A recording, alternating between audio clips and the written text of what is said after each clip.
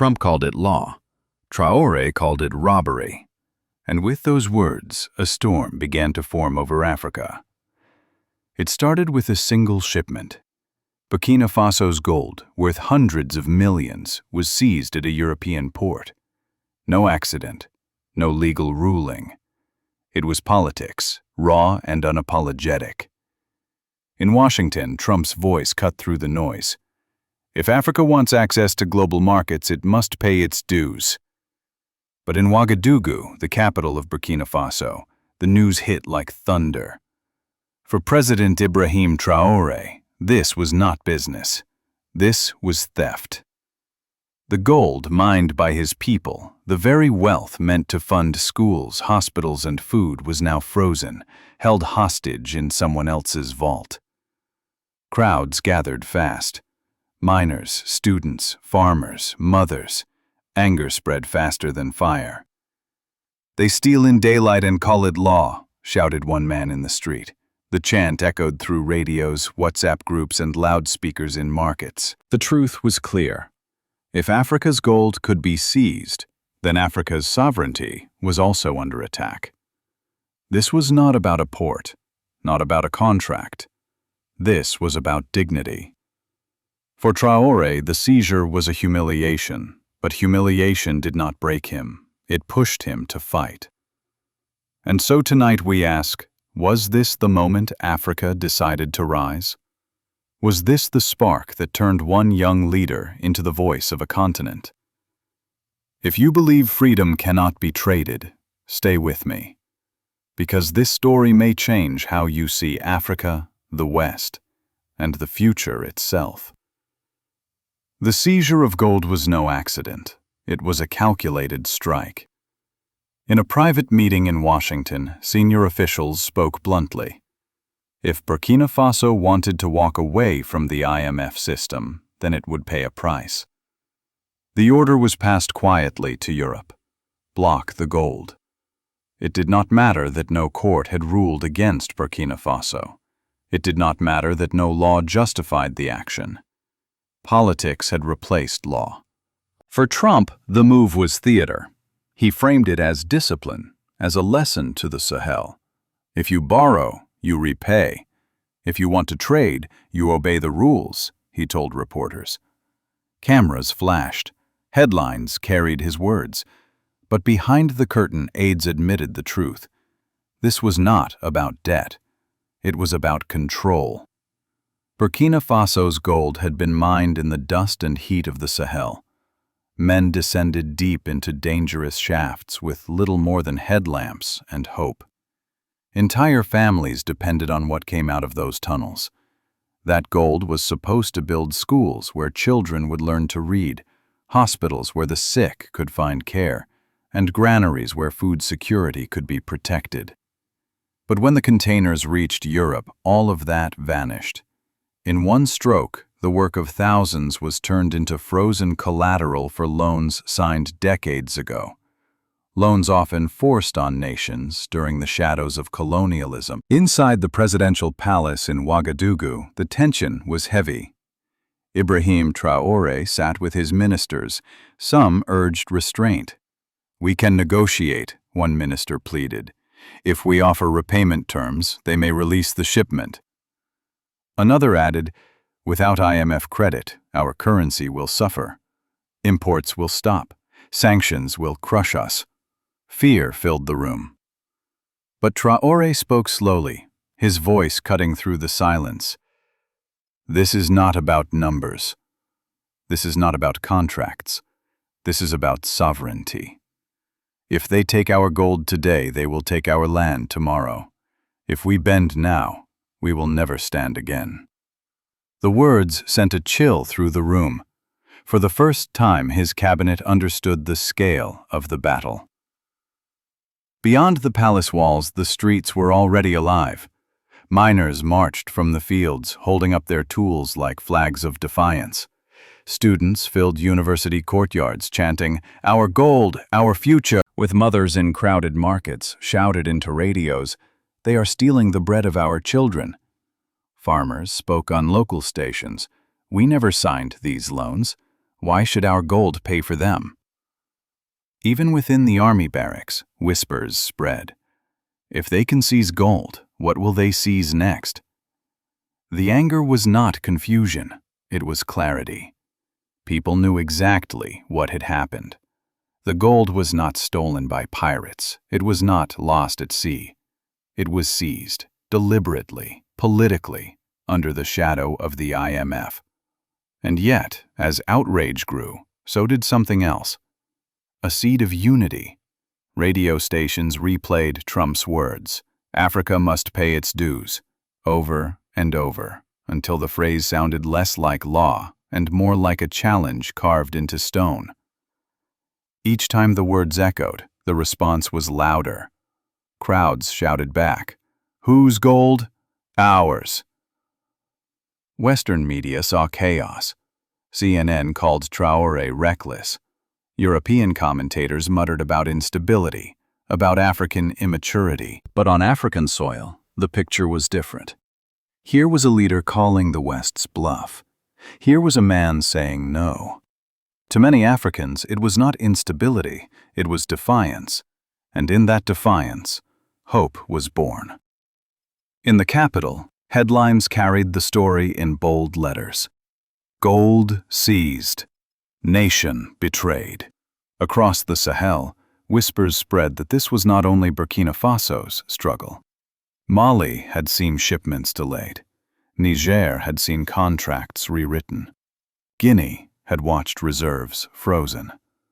The message was clear. What happened in one country could happen in all. The seizure was meant to teach Africa a lesson. Instead, it taught Africa a truth. The West still held the chains of control. And in that truth, a question arose. If they could take Africa's gold at will, what else would they take? Land? Oil? Freedom itself. For Ibrahim Traoré, the choice was clear. This was no longer a financial dispute. It was the first battle in a larger war for sovereignty. The streets of Ouagadougou erupted. By the second day after the seizure, the city was no longer calm. Thousands poured into Independence Square. Miners marched in long lines, their helmets and lamps glinting under the sun. They carried their tools high, not as instruments of labor, but as symbols of resistance. "We dig with blood," one miner shouted into a microphone. "But they steal with pens. No more."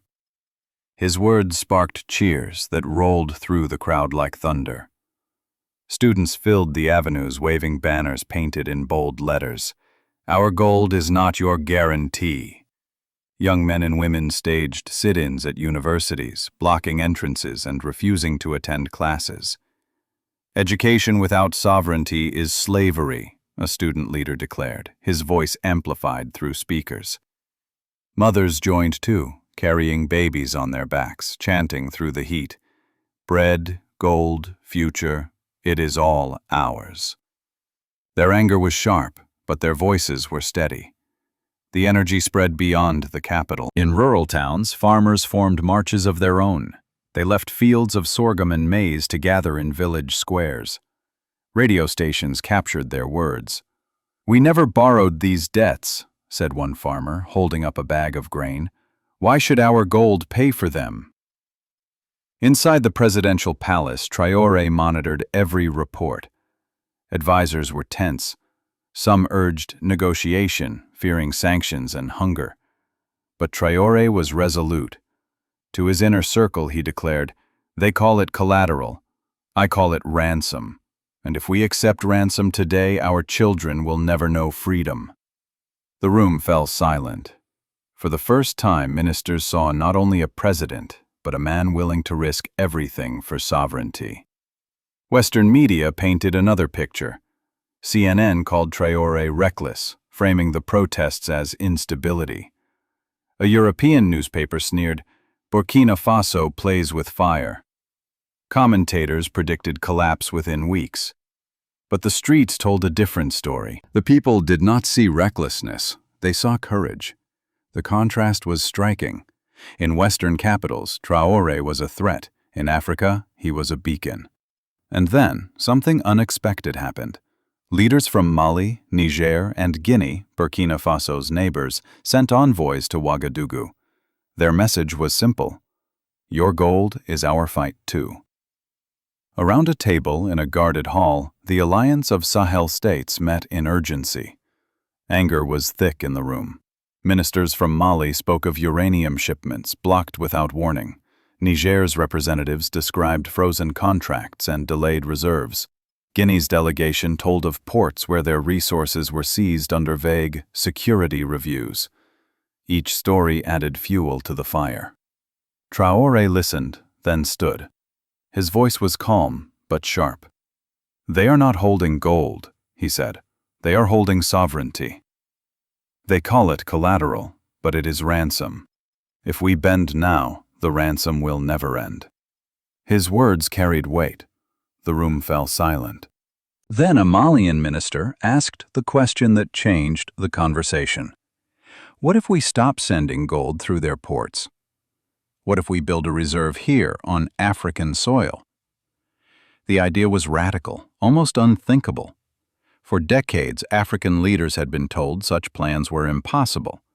But in that room, the impossible began to sound like survival.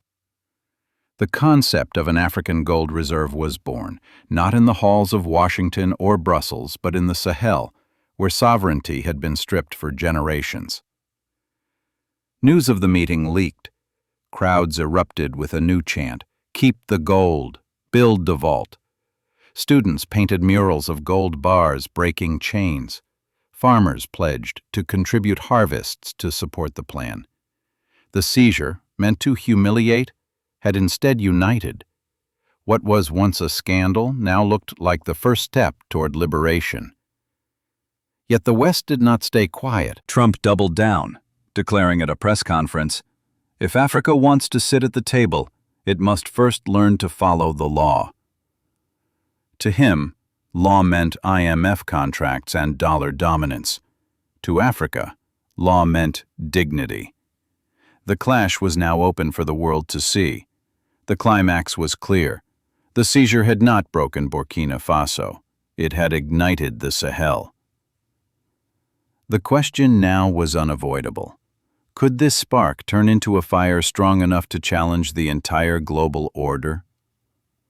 The gold was gone, but its absence was everywhere. Prices in Ouagadougou's markets began to rise. Bread cost more, fuel grew scarce, and whispers spread of sanctions that might choke the economy. For ordinary people, daily life became harder. Yet instead of despair, something else took hold: determination. In the goldfields, miners refused to be silent.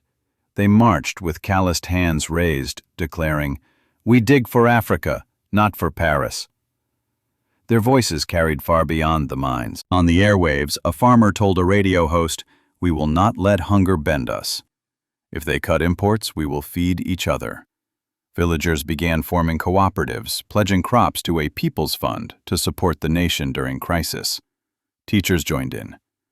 In classrooms with cracked walls, they told students, "Your future is not written by the IMF. It is written by you." Children drew pictures of gold bars chained to Western banks, but in their drawings, African hands broke the chains. It was art, but it was also prophecy. The government felt the pressure. Without IMF approval, credit lines froze. Banks in Paris and Brussels blocked transactions tied to Burkina Faso. Insurance companies refused to cover shipments, even humanitarian ones. The economy creaked under the weight. Yet instead of retreat, Traoré's administration took bold steps. Contracts with Western refineries were quietly reviewed, some canceled outright. Negotiations opened with BRICS partners, India, China, Russia, offering refining technology and direct purchases. It was risky, but it was movement toward independence. Inside the army, debates grew sharper. Some officers feared sanctions would weaken morale. Others muttered that soldiers would never fight for Western banks. When Traoré visited a barracks, he spoke plainly. "They can starve us, They can smear us, they can sanction us, but they cannot break us unless we allow it.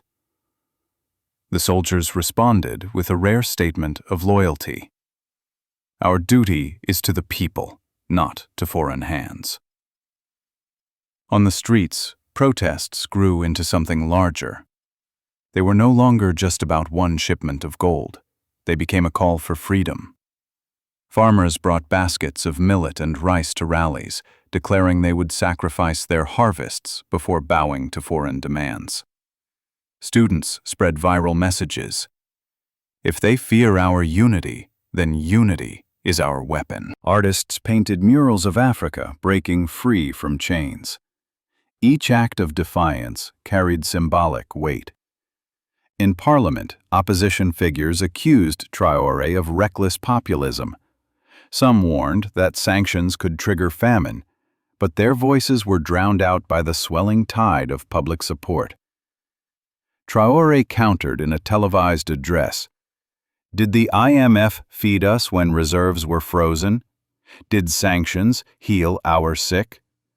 Number. They steal with one hand and offer loans with the other. Enough. His words echoed far beyond the chamber. Western governments reacted with alarm. European officials issued new restrictions, making it nearly impossible for Sahel states to sell minerals on Western markets. Cargo bound for Asia was stopped for inspections. Banks tightened restrictions further. It was economic warfare, wrapped in the language of regulation. Yet each blow seemed to have the opposite effect. Instead of breaking Burkina Faso, it rallied the Sahel. The crisis no longer looked like a weakness. It looked like a test of endurance, one that people were willing to face.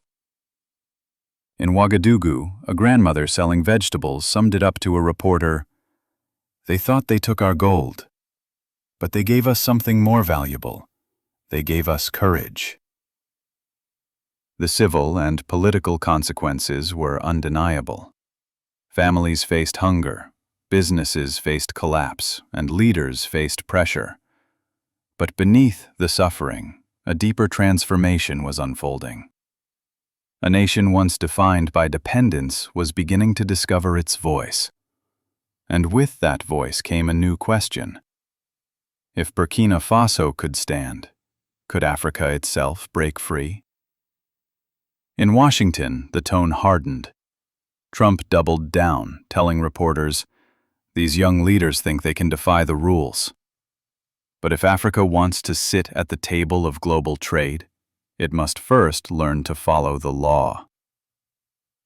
To him, the law meant IMF contracts and dollar dominance. Anything else was chaos. His words echoed in Congress, where some officials argued for tighter sanctions, while others worried that pushing too hard could drive Africa straight into the arms of rival powers.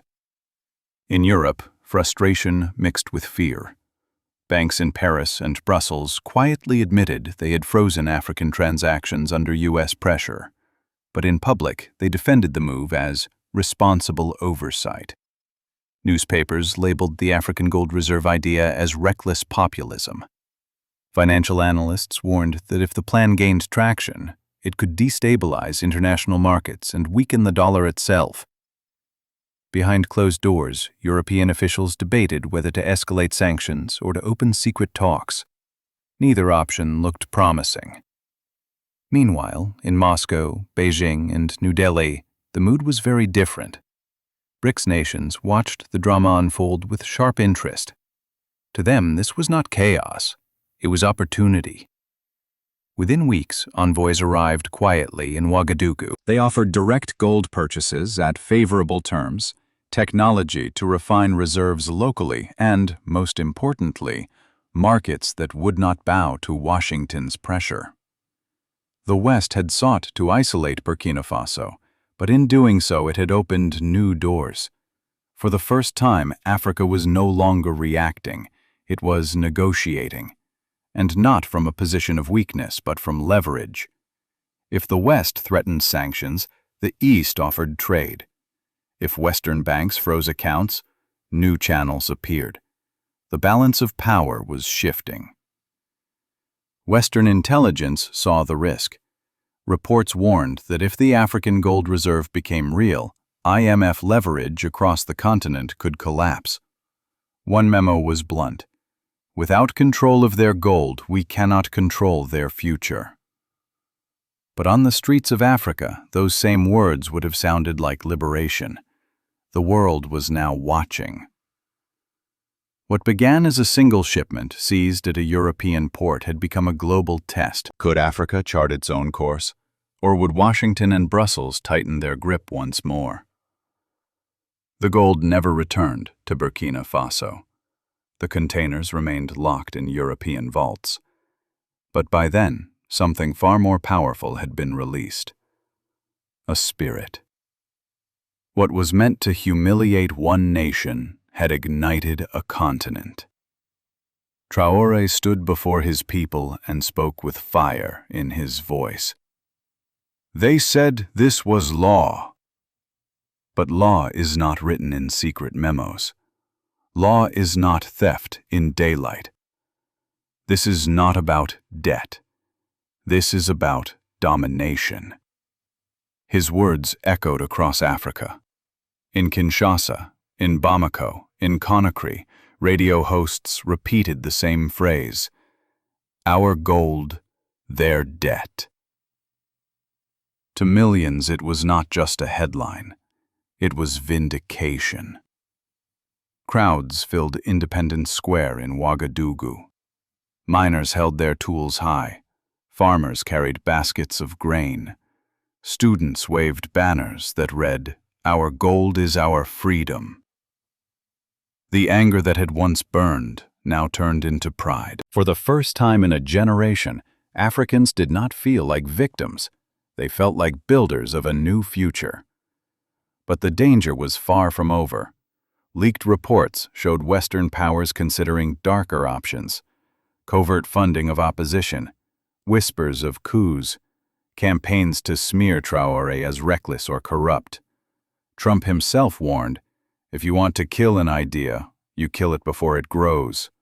Otherwise it will bury you." The message was clear. The West was not finished. And so the future hangs in balance. Will Traore's defiance become the cornerstone of African unity? Or will it trigger new crises, new sanctions, and new conflicts? Is he the hope of liberation, or the spark of a larger storm? Tonight, we must ask ourselves, who decides the destiny of Africa? The bankers in Washington, the officials in Brussels, or the people who dig the gold with their own hands?